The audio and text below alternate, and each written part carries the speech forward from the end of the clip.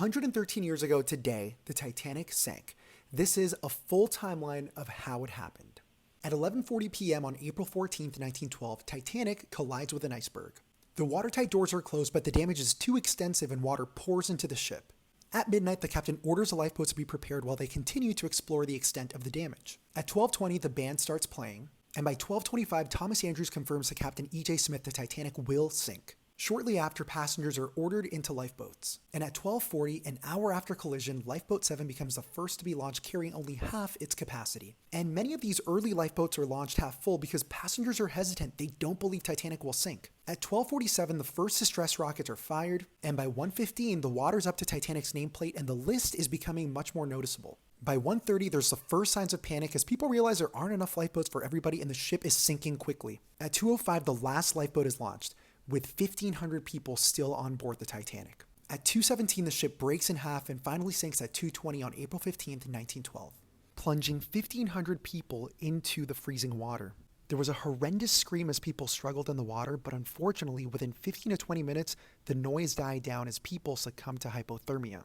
Meanwhile, the survivors in the boats were terrified that they would be swamped if they went back. In the end, only Lifeboat 14 returns to the wreck site an hour later, finding just a few people alive in the water. At the same time, the RMS Carpathia, having heard Titanic's distress calls, is steaming full speed ahead towards Titanic's location. And at the break of dawn, survivors finally spot Carpathia in the horizon. At 4:10 a.m., boat number 2 becomes the first lifeboat to be rescued. And over the next few hours, the rescue mission is carried out. By 8:15 a.m., Lifeboat 12 is the last to be picked up.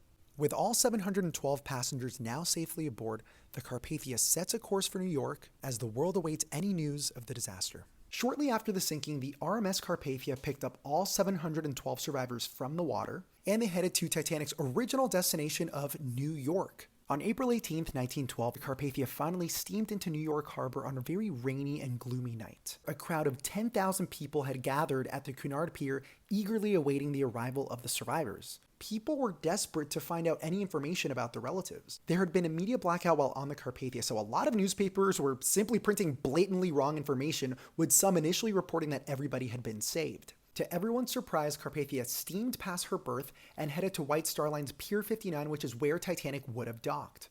And here, Titanic's lifeboats were dropped off. Carpathia then turned around and docked at Pier 54, which exists in New York to this day. Finally, the survivors began to disembark, and Margaret Brown, who had just raised $10,000 for victims, became the last Titanic passenger to step off the ship.